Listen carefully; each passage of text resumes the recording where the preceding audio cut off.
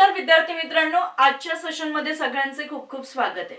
मित्रांनो, टायटल तुम्ही बघितलंच असेल की पवित्र पोर्टल मार्फत शिक्षक भरतीला हिरवा कंदील मे 2026 पर्यंतची रिक्त पदे भरणार।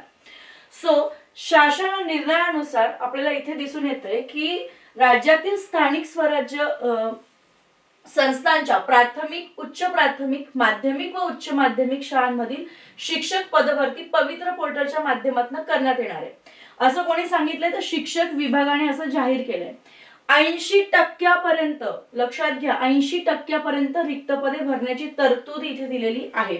ओके, आता ही जी पदे आहे ते कशावर भरली जाणार आहेत तर शिक्षक अभियोग्यता चाचणी व बुद्धिमत्ता चाचणी 2025 मध्ये जी घेण्यात आली होती त्याच्या गुणांकनाच्या आधारे ही जी पदे आहेत ही भरली जाणार आहेत। ओके, मे 2026 पर्यंत। ओके, तर दरवर्षी अनेक शिक्षक जे आहेत ते सेवानिवृत्त होत असतात आणि तसंच संच मान्यतेनुसार नवीन पदे उपलब्ध होत असल्याने शिक्षकांची कमतरता जी आहे तिथे निर्माण होत असते। पण याचा थेट परिणाम अध्यापनाच्या गुणवत्तेवर आणि विद्यार्थ्यांच्या शैक्षणिक प्रगतीवर होत असल्याचे अनेक वेळा निदर्शनास आले असं इथे म्हटलं गेलंय।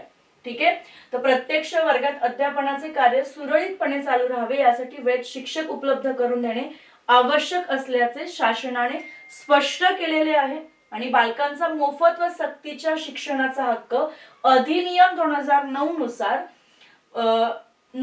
नुसार कोणत्याही शाळेमध्ये एकूण मंजूर पदांपैकी 10% अधिक पदे जी आहे ती रिक्त ठेवता येत नाही। ओके, येस, त्याच्यामुळे ही जी प्रक्रिया आहे ओके 2025-26 अखेर म्हणजेच मे 2026 पर्यंत ओके संभाव्य रिक्त होणाऱ्या पदांची भरतीसाठी गणना करून त्यावर भरती प्रक्रिया राबवण्याचा प्रस्ताव जो आहे तो शासनाच्या विचाराधीन आहे असं इथे म्हटलं गेलंय।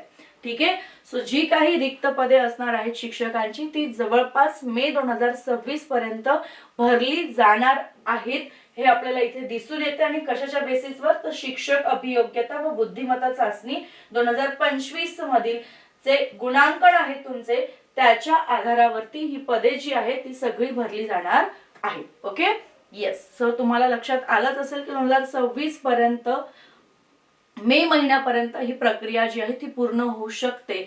ओके, असं शासनाने म्हटलेलं आहे। ओके, येस, सो इथे आपण थांबूयात आणि अशाच प्रकारच्या अपडेट्ससाठी आपल्या चॅनलला फॉलो करायला विसरू नका।